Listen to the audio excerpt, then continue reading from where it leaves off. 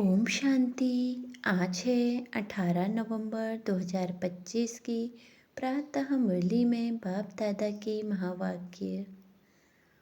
बाबा ने कहा, जो बच्चे कामचिता पर बैठ भस्म हो गए हैं उनके ऊपर बाप का वर्षा करते रहते हैं और उन्हें परिस्तान का मालिक बना देते हैं। अभी तुम्हें इस सारी दुनिया का संन्यास करना है। एक बाप के साथ ही प्रीत बुद्धि हो, सिवाय एक बाप के और कोई याद नहीं करना। अभी सुनते हैं महावाक्यों को विस्तार से। मीठे बच्चे, तुम ही सच्चे अलौकिक जादूगर हो। तुम्हें मनुष्य को देवता बनाने का जादू दिखाना है। प्रश्न, अच्छे पुरुषार्थी स्टूडेंट की निशानी क्या होगी? उत्तर, वह पास विद ऑनर होने का अर्थात विजयमाला में आने का लक्ष्य रखेंगे। उनकी बुद्धि में एक बाप की ही याद होगी। देह सहित देह के सब संबंधों से बुद्धि योग तोड़ एक से प्रीत रखेंगे। ऐसे पुरुषार्थी ही माला का दाना बनते हैं। ओम शांति। रूहानी बच्चों प्रति रूहानी बाप बैठ समझाते हैं। अब तुम रूहानी बच्चे जादूगर जादूगरनी बन गए हो, इसीलिए बाप को भी जादूगर कहते हैं। ऐसे कोई जादूगर नहीं होगा जो मनुष्य को देवता बना दे। यह जादूगरी है। कितनी बड़ी कमाई कराने का तुम रास्ता बताते हो। स्कूल में टीचर भी कमाई करना सिखलाते हैं। पढ़ाई कमाई है ना? भक्ति मार्ग की कथाएं, शास्त्र आदि सुनना, उसको पढ़ाई नहीं कहेंगे। टीचर तो फिर भी कमाई कराते हैं, आजीविका होती है। तुम बच्चों की पढ़ाई कितनी ऊंची है। पढ़ना भी सबको है। तुम बच्चे मनुष्य से देवता बनाने वाले हो। उस पढ़ाई से तो बैरिस्टर आदि बनेंगे, सो भी एक जन्म के लिए। कितना रात दिन का फर्क है। इसीलिए तुम आत्माओं को शुद्ध नशा रहना चाहिए। यह है गुप्त नशा। बेहद के बाप की तो कमाल है। कैसा रूहानी जादू है। रूह को याद करते करते सतो प्रधान बन जाते हैं। जैसे सन्यासी लोग कहते हैं ना, तुम समझो मैं भैंस हूँ। ऐसा समझकर कोठी में बैठ गया। बोला, मैं भैंस हूँ, कोठी से निकलूँ कैसे? अब बाप कहते हैं, तुम पवित्र आत्मा थे, अब अपवित्र बने हो। फिर बाप को याद करते करते तुम पवित्र बन जाएंगे। इस ज्ञान को सुनकर नर से नारायण अथवा मनुष्य से देवता बन जाते हो। देवताओं की भी सॉवरेंटी है ना। तुम बच्चे अब श्रीमत पर भारत में डीटी सॉवरेंटी स्थापन कर रहे हो। बाप कहते हैं, अब मैं तुम्हें श्रीमत देता हूँ। यह राइट है। यह शास्त्र की मत राइट है। जज करो। गीता है सर्वशास्त्र शिरोमणि।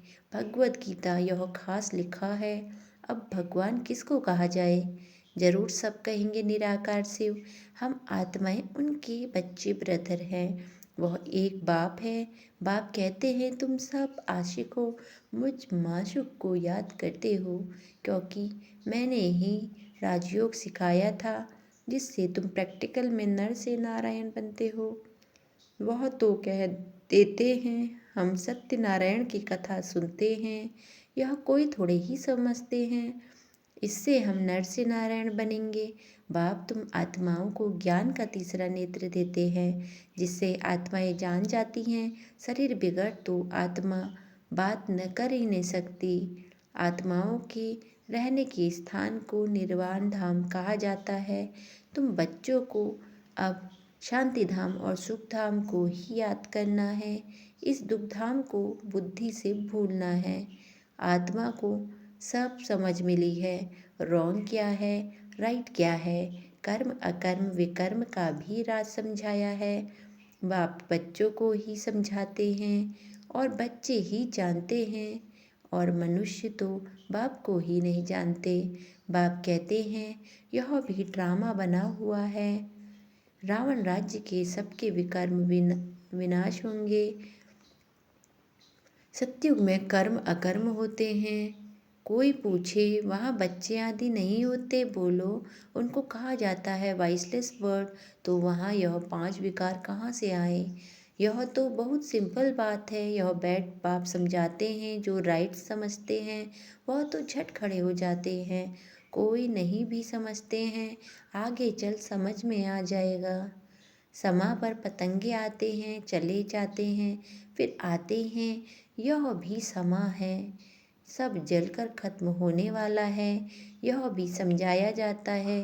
बाकी क्षमा कोई है नहीं, यह तो कॉमन है। समा पर पतंगे बहुत जलते हैं।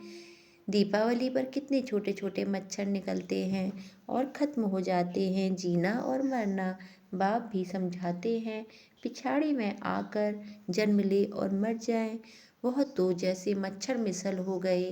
बाप वर्षा देने आए हैं तो पुरुषार्थ कर पास विद ऑनर होना चाहिए। अच्छे स्टूडेंट बहुत पुरुषार्थ करते हैं। यह माला भी पास विद ऑनर की ही है। जितना हो सके पुरुषार्थ करते रहो। विनाशकाली विपरीत बुद्धि कहते हैं, इस पर भी तुम समझा सकते हो। हमारी बाप के साथ प्रीत बुद्धि है। एक बाप के सिवाय हम और किसी को याद नहीं करते। बाप कहते हैं, देह सहित देह के सब संबंध को छोड़ माँ कम याद करो। भक्ति मार्ग में बहुत याद करते आए हो। हे दुख हरता सुख करता, तो जरूर बाप सुख देने वाला है ना। स्वर्ग को ही कहा जाता है सुखधाम। बाप समझाते हैं, मैं आया ही हूँ पावन बनाने। बच्चे जो कामचिता पर बैठ भस्म हो गए हैं, उन पर आकर ज्ञान की ही वर्षा करता हूँ। तुम बच्चों को योग सिखलाता हूँ। बाप को याद करो तो विकर्म विनाश होंगे और तुम परिस्तान के मालिक बन जाएंगे। तुम भी जादूगर ठहरे ना। बच्चों को नशा रहना चाहिए।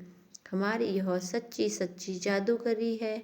कोई कोई बहुत अच्छे होशियार जादूगर होते हैं, क्या क्या चीज़ें निकालते हैं। यह जादूगरी फिर अलौकिक है, अर्थात सिवाय एक के कोई और सिखला ना सके। तुम जानते हो, हम मनुष्य से देवता बन रहे हैं। यह शिक्षा है ही नई दुनिया के लिए। उनको सत्युग न्यू वर्ल्ड कहा जाता है। अभी तुम संगम युग पर हो। इस पुरुषोत्तम संगम युग का किसी को पता नहीं है। तुम कितना उत्तम बनते हो, उत्तम पुरुष बनते हो। बाप आत्माओं को ही समझाते हैं। क्लास में भी तुम ब्राह्मणिया जब बैठते हो तो तुम्हारा काम है पहले पहले सावधान करना। भाइयों बहनों, अपने को आत्मा समझकर बैठो। हम आत्मा इन ऑर्गन्स द्वारा सुनती हैं। 84 जन्म का राज भी बाप ने समझाया है। कौन से मनुष्य 84 जन्म लेते हैं? सब तो नहीं लेंगे, इस पर भी कोई ख्याल नहीं चलता है। जो सुना वह कह देते हैं सत।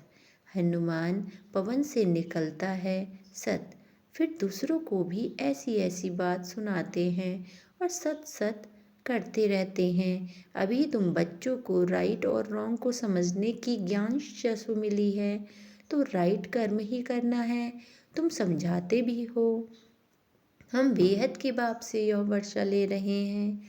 तुम सब पुरुषार्थ करो। वह बाप सभी आत्माओं का पिता है। तुम आत्माओं को बाप कहते हैं।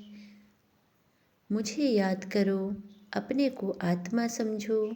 आत्मा में ही संस्कार है। संस्कार ले जाते कोई का नाम छोटेपन में बहुत हो जाता है तो समझा जाता है इसने अगले जन्म में ऐसे कोई कर्म किए हैं। कोई ने कॉलेज आदि बनाए हैं तो दूसरे जन्म में अच्छा पढ़ते हैं। कर्मों का हिसाब किताब है ना। सत्युग में विकर्म की बात ही नहीं होगी। कर्म तो जरूर करेंगे, राज्य करेंगे, खाएंगे, परंतु उल्टा कर्म नहीं करेंगे। उनको कहा ही जाता है राम राज्य। यहाँ तो है रावण राज्य।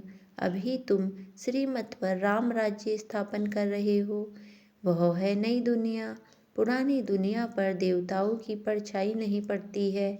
लक्ष्मी का जड़ चित्र उठाकर देखो तो परछाई पड़ेगी, चैतन्य की नहीं पड़ सकती। तुम बच्चे जानते हो सबको पुनर्जन्म लेना ही पड़े। नार की कुएं से पानी निकालने की एक विधि होती है ना, फिरती रहती है, यह भी तुम्हारा चक्र फिरता रहता है। इस पर ही दृष्टांत समझाए जाते हैं। पवित्रता तो सबसे अच्छी है, कुमारी पवित्र है, इसीलिए सब उनके पाँव पड़ते हैं। तुम हो प्रजापति ब्रह्मा कुमार, ब्रह्मा कुमारियाँ मेजॉरिटी कुमारियों की है, इसीलिए गायन है कुमारी द्वारा बाण मरवाएं।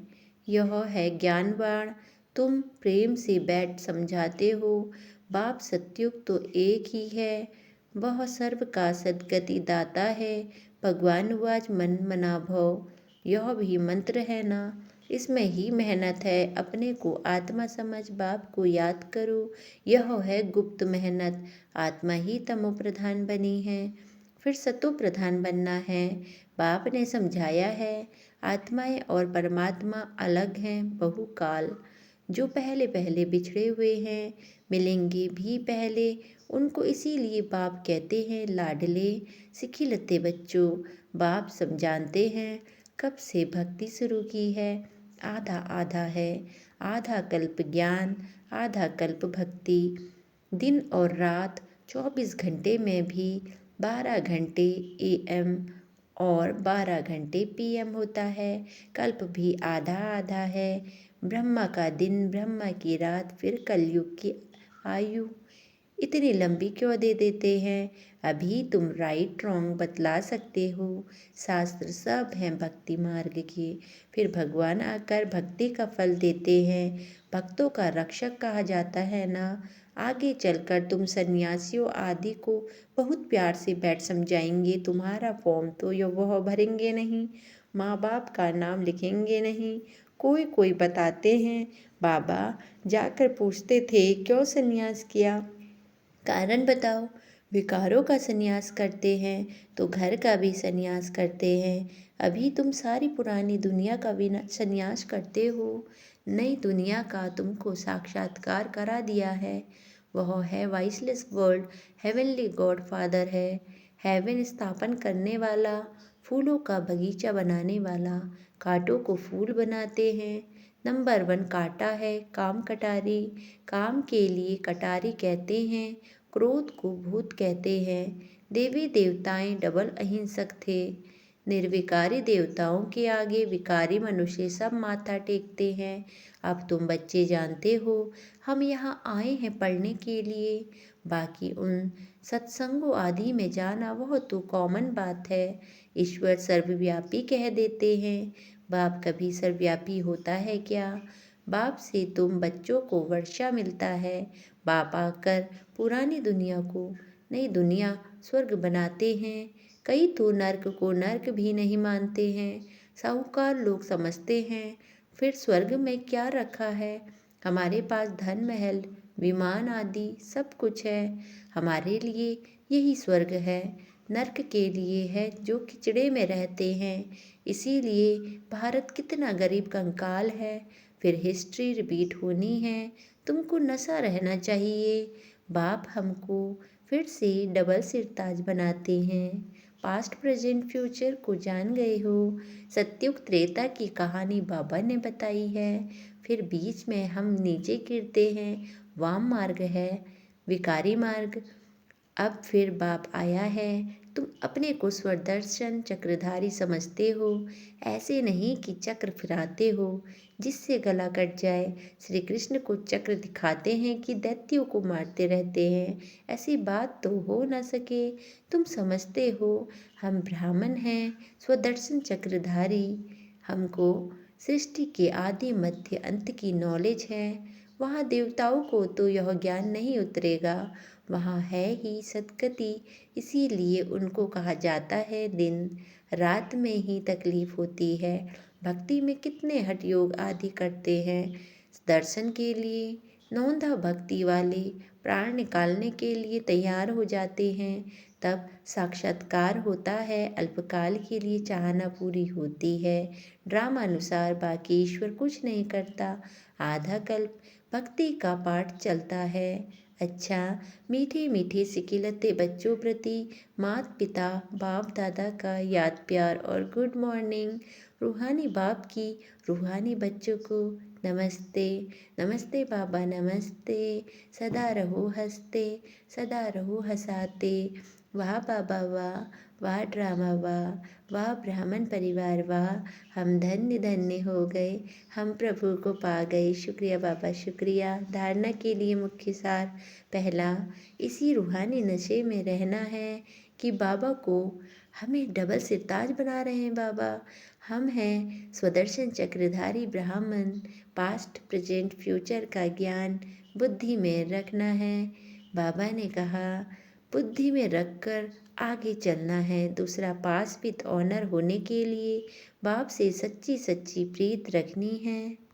बाप को याद करने की गुप्त मेहनत करनी है।